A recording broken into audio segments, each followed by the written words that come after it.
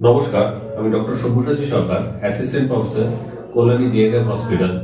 আজকে আমরা যে বিষয়টা নিয়ে আলোচনা করব সেটা হলো বেশিরভাগ মায়েদের প্রেগনেন্সিতে ফার্স্ট যে ভিজিট হয় তখন আমার কাছে এসে যে কোয়ারিটা থাকে যে ডাক্তারবাবু কি কি খেতে পারবো না, বা কি কি খাওয়া উচিত না, বা কি কি খাবো।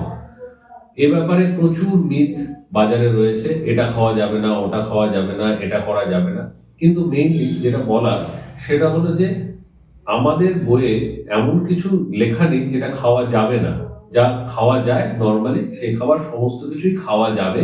কিন্তু যেহেতু প্রথম 3 মাস বা ফার্স্ট ট্রাইমেস্টারে দেখা যায় বমি বমি ভাবটা প্রচন্ড বেশি থাকে, বা কারো কারো হাইপারএমিসিস গ্র্যাভিডেরাম বা প্রচন্ড বমি প্রেগনেন্সিতে হয়, সেক্ষেত্রে তাদের জেনারেলি প্রোটিন জাতীয় বা আমিষ জাতীয় খাবারে গন্ধটা বেশি লাগে, যেমন মাছ, মাংস, ডিম, দুধ, প্রোটিন পাউডার এগুলো বেশি খেতে পারে না, তার একটা আষ্টে গন্ধ লাগে এবং বমি করে ফেলে।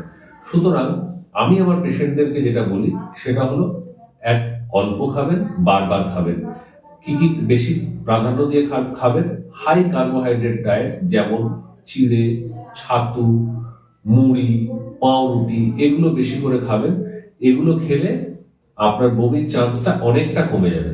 শুধু তাই নয়, জল যেটা খাবেন একসাথে ঢক ঢক করে অনেকটা জল খাবে না।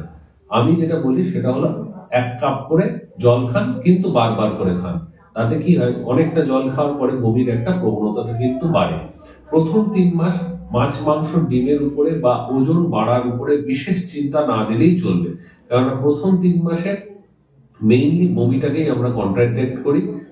এছাড়া মোটামুটি যদি একই ওজন থাকে বা 1-1.5 কিলো ওজন বাড়ে বা কমে, সেটাকে নিয়ে চিন্তা করার কোনো কারণ নেই, কারণ মেন ওজন বাড়াটা কিন্তু আমরা সেকেন্ড ট্রাইমেস্টার বা 12 সপ্তাহ পর থেকে দেখি। কারণ সেই সময় খুব সুন্দরভাবে বমি ভাবটা কেটে যায়, খিদে বেড়ে যায়। সেকেন্ড ট্রাইমেস্টার বা 12 সপ্তাহের পর থেকে খাওয়া দাওয়ার মাত্রাটাও অনেক বেড়ে যায়।